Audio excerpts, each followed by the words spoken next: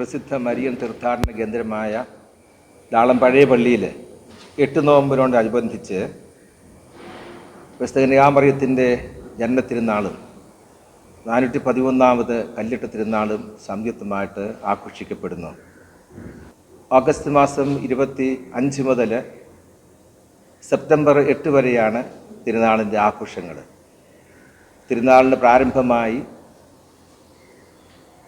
August 25 മുതൽ 29 വരെ തീയതികളിൽ മരിയൻ കൺവെൻഷൻ നടത്തപ്പെടുന്നു. വൈകിട്ട് 5 മണി മുതൽ രാത്രി 9 മണി വരെയാണ് കൺവെൻഷൻ്റെ സമയം. മീഡിയയിലൂടെ നമുക്ക് സുപരിചിതനായ റവറൻഡ് ഫാദർ ജിസൺ പോൾ വെങ്ങാശ്ശേരിയാണ് മരിയൻ കൺവെൻഷന് നേതൃത്വം നൽകുന്നത്. ഓഗസ്റ്റ് 30 മുതൽ സെപ്റ്റംബർ 7 വരെയുള്ള ദിവസങ്ങളിൽ നവനാൾ ദിനമായി ആഘോഷിക്കുന്നു. ആ ദിവസങ്ങളിലെല്ലാം രാവിലെ 4:30 മുതൽ 5:30 വരെ ആരാധന, 5:30, 7, 9:30 എന്നീ സമയങ്ങളിൽ വിശുദ്ധ കുർബാനയും നൊവേനയും സന്ദേശവും ഉണ്ടായിരിക്കും. ആ ദിവസങ്ങളിൽ വൈകിട്ട് 4 മണിക്കും 7 മണിക്കും ആഘോഷമായ വിശുദ്ധ കുർബാനയും നൊവേനയും ലതീനും ഉണ്ടായിരിക്കും.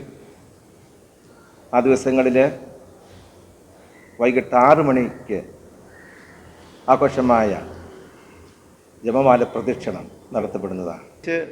സഭയിലെ യുവതികൾ, സ്ത്രീകളാണ് ഈ 8 നോമ്പ് തിരുനാൾ ആചരിച്ചു പോകുന്നത്. അത് നമ്മുടെ കേരളത്തിൻ്റെ ചരിത്രത്തോട് തന്നെ ബന്ധിയായിട്ടുള്ള ഒരു കാര്യമുണ്ട്. അതുപോലെ തന്നെ നമ്മൾ യൂറോപ്പിൽ സംഭവിച്ച ചില കാര്യങ്ങളുടെ അടിസ്ഥാനത്തിലുണ്ട്. യഥാർത്ഥത്തിൽ സഭയിലെ വിശ്വാസത്തിനെതിരെ ഒക്കെയുള്ള കടന്ന് കയറ്റത്തിനെതിരെ നടത്തിയ ഒരു ചെറുത്തുനിൽപ്പ്, പ്രാർത്ഥന കൊണ്ട് യുവതികൾ, സ്ത്രീകൾ നടത്തിയ ചെറുത്തുനിൽപ്പിൻ്റെ ഒരു ആചരണവും അനുസ്മരണവും കൂടിയാണ്. അത് ജന്മത്തിരുനാൾ, മാതാവിൻ്റെ ജന്മത്തിരുനാളിനോടനുബന്ധിച്ച് അങ്ങനെ 8 നോമ്പ് ആചരിച്ച് നമ്മൾ കൊണ്ടാടുകയാണ്. അപ്പോൾ അങ്ങനെ ഒരു ചരിത്ര പശ്ചാത്തലവും കൂടി ഉണ്ട്. 8 നോമ്പ് തിരുനാളിൻ്റെ വലിയ പാരമ്പര്യം ഇതാണ്. കുറവലിങ്ങാട്ടുകാരാണ് അത് കൂടുതലായിട്ട്. അപ്പോൾ നമ്മളിവിടെ പാലായിൽ ഇത് നിത്യസായ മാതാവിൻ്റെ നൊവേനപ്പള്ളി, അത് കേരളത്തിൽ തന്നെ ആദ്യത്തെ സീറോ മലബാർ സഭയിലെ ആദ്യത്തെ, കേരളത്തിൽ വന്ന 2ാമത്തെ എന്ന് നമുക്ക് പറയാം. അപ്പോൾ ആ തരത്തിൽ ഒരുപാട് തീർത്ഥാടകർ വന്നിരുന്ന പള്ളി എന്ന നിലയ്ക്ക് ഇവിടുത്തെ പ്രധാന തിരുനാളിന് അതിൻ്റേതായ പ്രാധാന്യവും തീർച്ചയായിട്ടും ഉണ്ടാകും. പള്ളിക്കകം അതിമനോഹരമായിട്ട് അലങ്കരിച്ച് വൃത്തിയാക്കുന്നത് അൽഫോൺസ സ്റ്റോഴ്സ് ആണ്.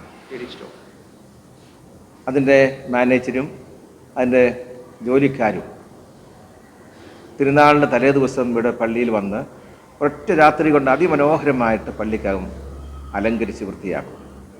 ഓരോ വർഷവും പ്രത്യേക രീതിയിൽ, ഓരോ വർഷവും വ്യത്യസ്തമായ രീതിയിലാണ് അവരത് അലങ്കരിക്കുന്നത്.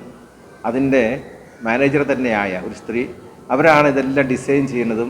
ഒരു പെരുന്നാൾ കഴിഞ്ഞാൽ അടുത്ത പെരുന്നാൾ വരെയുള്ള സമയത്തേക്ക് അവരത് എല്ലാം പ്ലാൻ ചെയ്ത് എല്ലാം ക്രമീകരിച്ച് അവരുടെ ജോലിക്കാർ ഉൾപ്പെടെ വന്ന് ഒറ്റ രാത്രി കൊണ്ടതെല്ലാം മനോഹരമായിട്ട് അലങ്കരിക്കുകയാണ്. അതെല്ലാം ഫ്രീ ആയിട്ട് ചെയ്യുന്ന വലിയൊരു ഉപകാരമാണ് അവരുടെ.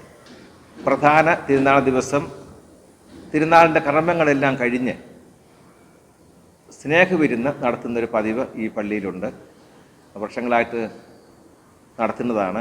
ഇടവക്കാരുടെ സഹകരണത്തോടുകൂടി അവരുടെ അപ്പമെല്ലാം ചുട്ടുകൊണ്ടുവരും. പിന്നെ കറികളൊക്കെ ഇവിടെ തയ്യാറാക്കും. അങ്ങനെ ഒരു സ്നേഹവിരുന്നിൻ്റെ ഒരു പാരമ്പര്യം കൂടി നമ്മുടെ പള്ളിയിൽ നടന്നു വരുന്നുണ്ട്. ഈ വർഷവും അതുണ്ടായിരിക്കും.